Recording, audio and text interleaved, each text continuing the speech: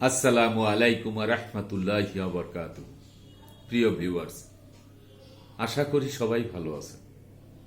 মাহে রমজানে সবাইকে আন্তরিক শুভেচ্ছা ও অভিনন্দন জানিয়ে আজকের পর্ব শুরু করছি।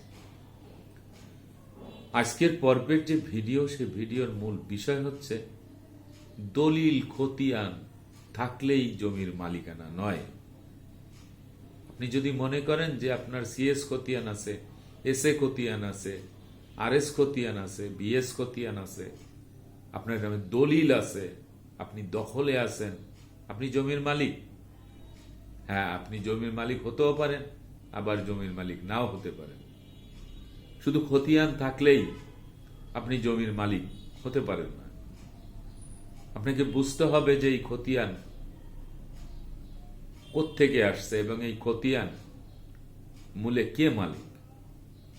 দলিল আছে, দলিল মূলে আপনি মালিকানা দাবি করতেছেন।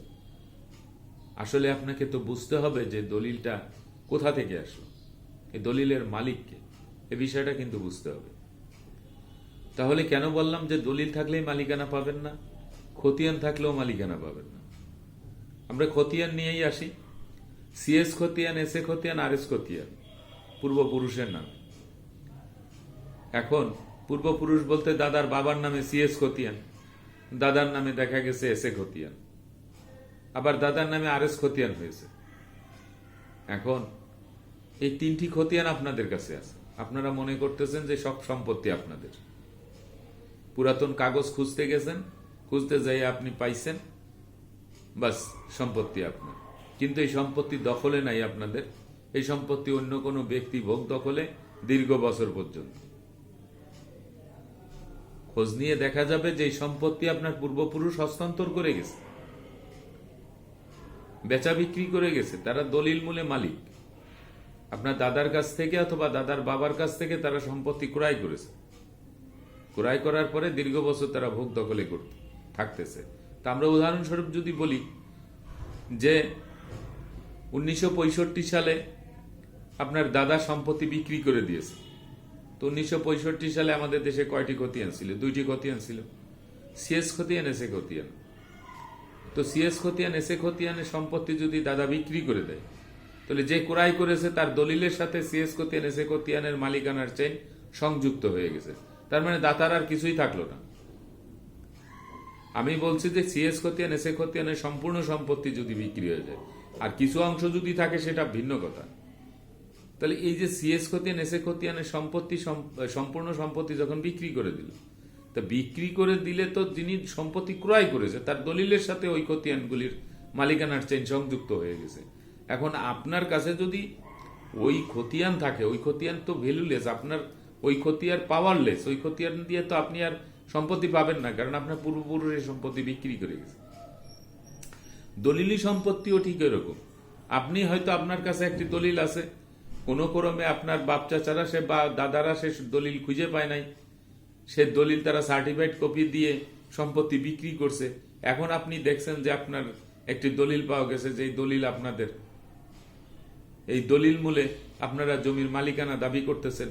আপনারা সাব রেজিস্টার অফিসে সার্চিং দিয়ে দেখতেছেন যে হ্যাঁ, বাবার নামে দলিল ঠিক আছে, কিন্তু বাবা যে সম্পত্তি বিক্রি করছে কিনা এটা তো সার্চিং দিতে হবে। আপনি সাব রেজিস্টার অফিসে গিয়ে আপনার এই যে বাবার যে দলিলটা পাওয়া গেল বা দাদার দলিল পাওয়া গেল, এই দলিল মূলে যে সম্পত্তিটা, এই সম্পত্তিটা বিক্রি হয়েছে কিনা এটাও কিন্তু দেখা উচিত। আপনি সাব রেজিস্টার অফিসে যায় যখন সার্চিং দিবেন আপনার ওই দলিল নাম্বার দিয়ে, তখন সাব রেজিস্টার অফিস থেকে আপনি পেয়ে যাবেন যে সম্পত্তি বেচা বিক্রি হয়েছে কিনা। তো যদি বেচা বিক্রি হয়ে থাকে তাহলে তো দলিলেরও পাওয়ারলেস। আপনার কাছে দলিল থাকতেই পারে,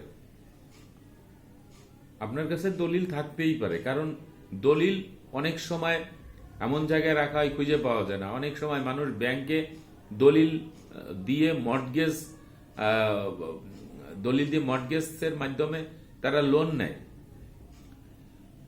যে কোনো জমির উপরে লোন নিয়ে তারপরে সেই দলিল ফেরত না এনে আবার তারা তঞ্চকতা করে সার্টিফাইড কপি তুলে সম্পত্তি অন্য জায়গায় বিক্রি করে দেয়।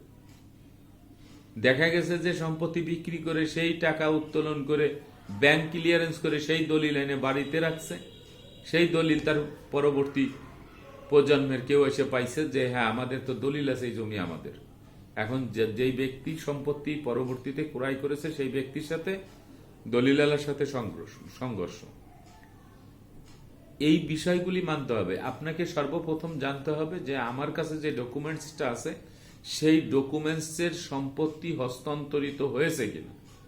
যদি আপনার নিজের ক্রয়কৃত সম্পত্তি হয়, আপনি হস্তান্তর করেন নাই, আপনি মূল মালিক, সে কথা ভিন্ন। কিন্তু পূর্বপুরুষের যে সম্পত্তি সেটার ভিতরে আপনাকে কিন্তু সন্ধিহান থাকতে হবে।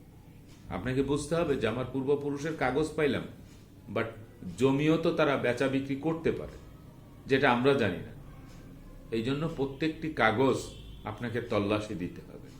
আজকেও সকালবেলায় আমার কাছে বেশ 2-3 জন ব্যক্তিরা এই বিষয়টি নিয়ে ফোন করেছে যে স্যার আমাদের কাছে তো সিএস খতিয়ান আছে, একজন বলছে সিএস এসে আর এস আমাদের কাছে আছে, কিন্তু জমি তো আমরা ভাবছি না, জমি তো অন্য লোক ভোগ দখল করে খাচ্ছে।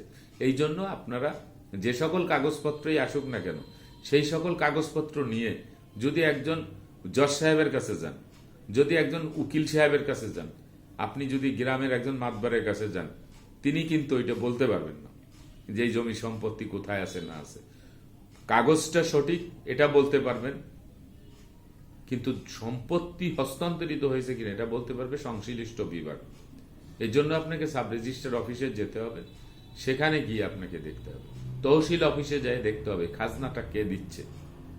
এই বিষয়গুলি সুন্দরভাবে আপনাকে দেখতে হবে, দেখে তারপরে সিদ্ধান্ত নিতে হবে আপনি কি করবেন।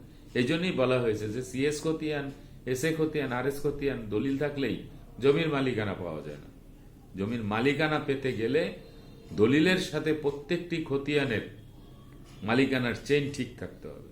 আবার খতিয়ান মূলে মালিকানা পেতে হলেও আপনার প্রত্যেকটি খতিয়ান, সিএস খতিয়ান, এসএ খতিয়ান, আর এস খতিয়ান, বিআরএস খতিয়ান, এই সকল খতিয়ান একদম মালিকানা চেইন ঠিক রেখে তারপরে আপনাকে কিন্তু সেই দাবি করতে হবে।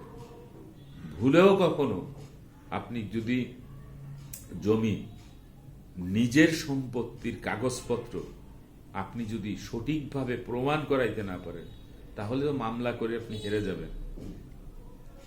আপনার জমির কাগজপত্র মোতাবেক জমি হস্তান্তরিত হয়েছে কিনা, ট্রান্সফার হয়েছে কিনা, এই বিষয়টা দেখতে হবে। পূর্বপুরুষের সম্পত্তির সবচেয়ে বড় সমস্যা হলো এটি যে পূর্বপুরুষের সম্পত্তি রেখে গেছে, কাগজপত্র রেখে গেছে, সেটা ঠিক আছে, কিন্তু সম্পত্তি নাই, কাগজপত্র পাওয়া গেছে বাক্সর ভিতরে। এটা নিয়ে কিন্তু আপনাকে নিজেকেই ভাবতে হবে যে কাগজ থাকলেই সম্পত্তি, মালিকানা না। এটা আগে তল্লাশি দিয়ে দেখতে হবে যে পূর্বপুরুষেরা সম্পত্তি বেচা বিক্রি করতে পারে। আমার অফিসে তো অনেক খতিয়ান আছে, অনেকে খতিয়ান দেখাইতে আসে, আমি নিজে অনেকের খতিয়ান স্টাবলার পিন দিয়ে আলাদা আলাদা করে দিই যেগুলি বাজেয়াপ্ত হয়ে গেছে।